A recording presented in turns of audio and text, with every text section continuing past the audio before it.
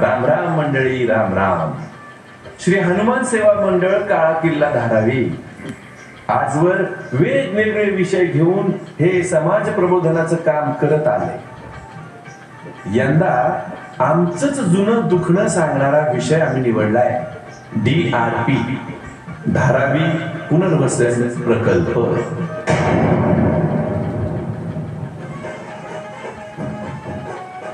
आशिया खंडातल्या सर्वात मोठ्या झोपडपट्टीत आमच्या धारावीत गणेश भक्तांचं मनापासनं स्वागत.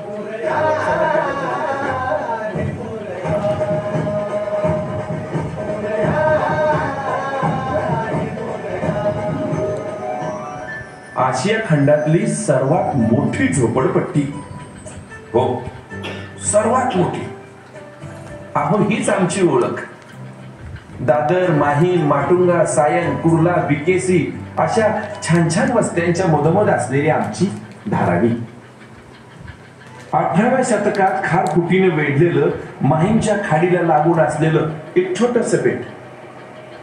इंग्रजांनी या मुंबई बेटावर बांधलेल्या 7 किल्ल्यातला एक किल्ला, काळा किल्ला, इतिहासाची आठवण अंगावर मिळवत आजही इथं उभा आहे.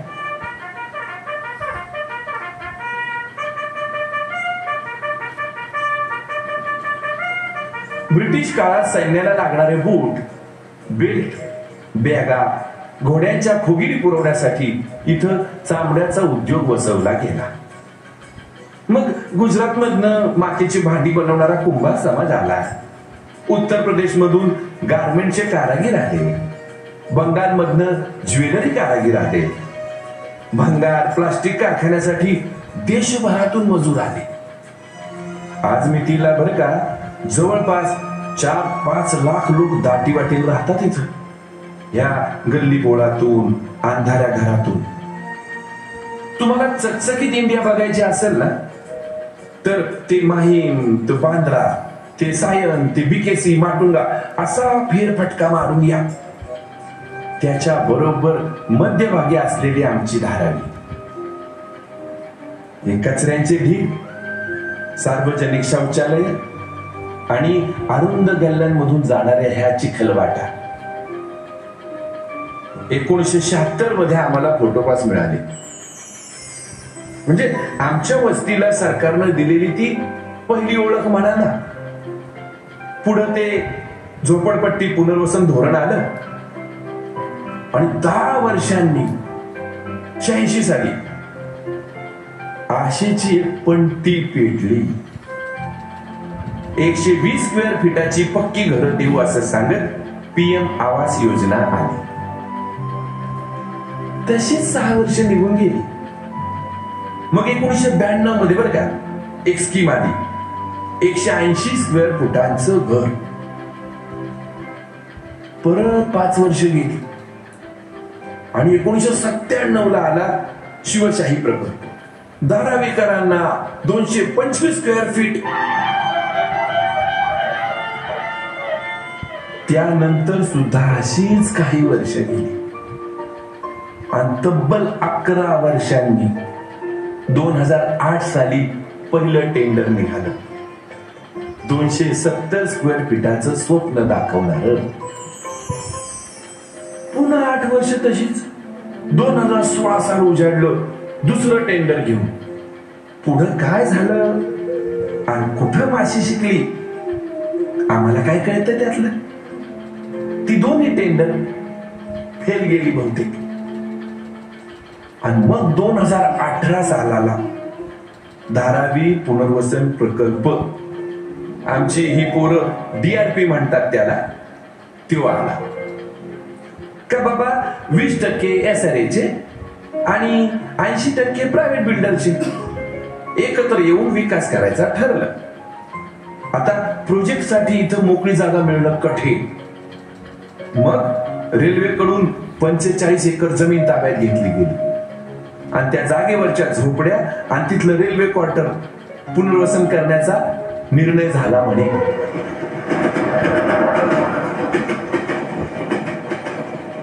आता म्हणेच म्हणायचं म्हणजे तुका म्हणे, नामा म्हणे, तसं धारावीकर म्हणे. तर निर्णय झाला. कसलं काय घेऊन बसलात. आता 21व्या शतकाची 25 वर्ष उलटली तरी पक्क्या घराचं स्वप्न हे मृगजळ बनून पळतय पुढच पुढच पुढच. आणि पण ती लुकलुकतेच आहे आशेची. त्यात पण आम्ही धारावीकरले लकी बरं का. हा, अख्ख्या मुंबईतल्या SRA स्कीम मध्ये कुठेच झाला नसेल असा सर्वे आमच्या धारावीत झालाय. भिंग भिंग भिंग भिंग भिंग. ड्रोन सर्वे.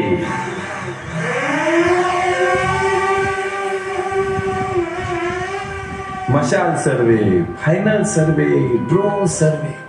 हे सर्वे घडत असताना धारावी आपलं जीणं तसंच रेटत होती.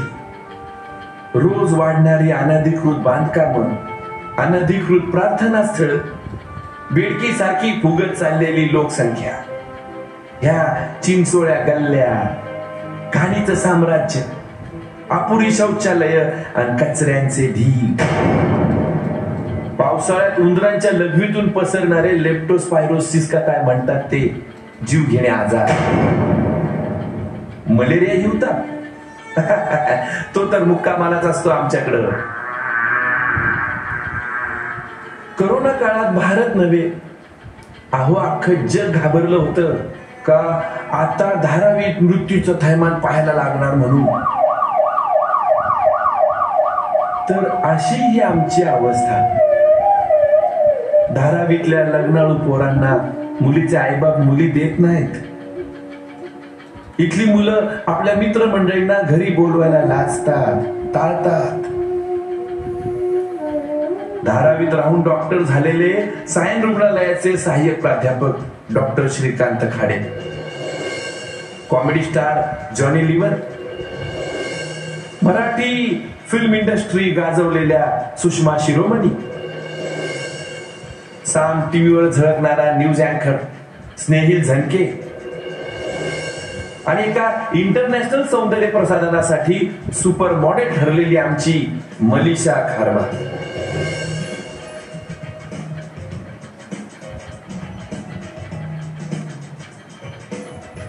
Chartered accountant, engineer, UPSC MPSC परीक्षा देणारी, प्रायव्हेट नोकऱ्यातून मोठ्या पदावर असलेली अनेक तरुण मंडळी तुम्हाला भेटतील इथं.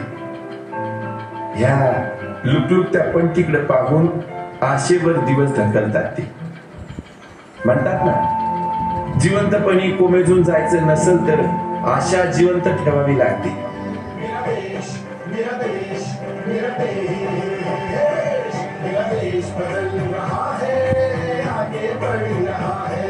आपली मुंबई रुपडं पालटते, सिंगापूर सारखी नटायच्या तयारीला लागली.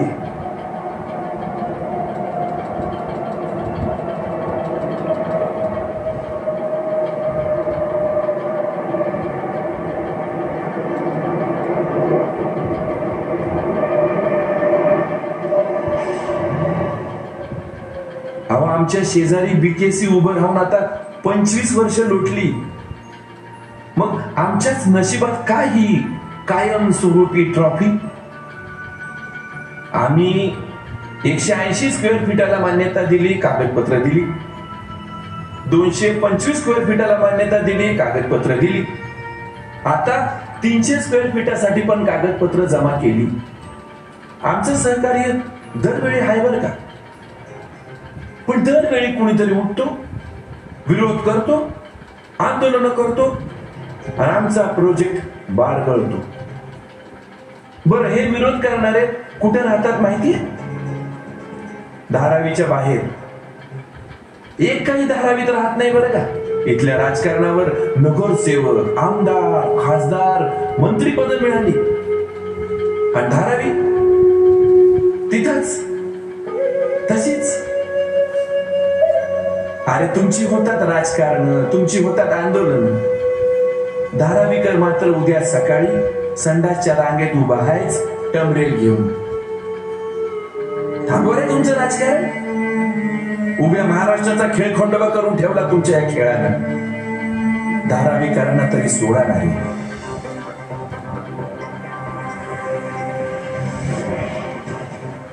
हा मीडिया भडक बातम्या मिळतात म्हणून हे राजकारणी, पुनर्वसनाचे विरोधक, अनधिकृत बांधकामांचे मसीहा, पाकिटबाज समाजसेवकांच्या मागे पळतोय. तशी मोठी बातमी आहे, धारावी पुनर्विकासात सर्व झोपडपट्टीवासियांचं पुनर्वसन होणार आहे. सामान्य माणसाचे प्रश्न दाखवावेसे वाटत नाहीत. या हाल अपेक्षा जगासमोर पुण्या आणायच्या का? मिळाला TRP, भरला दिवस. पात्र वगळता इतरांना धारावी बाहेर घर मिळण्याची शक्यता आहे.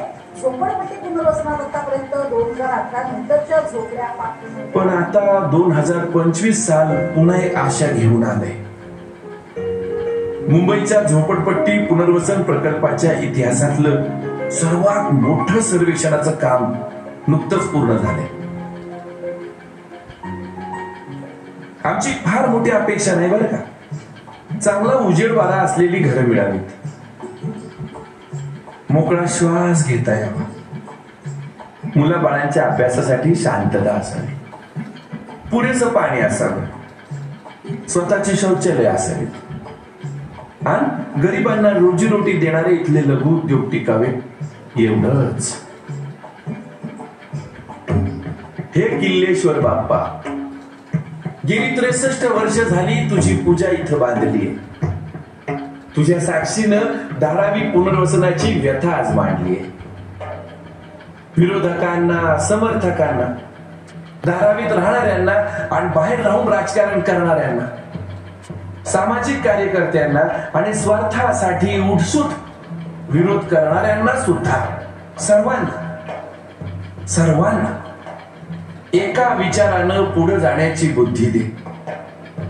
आमच्या पुढच्या पिढीला धारावीतच हक्काचं घर मिळू दे बाप्पा. हेच गाणं यंदा घालावंसं वाटलं तुझ्यापाशी.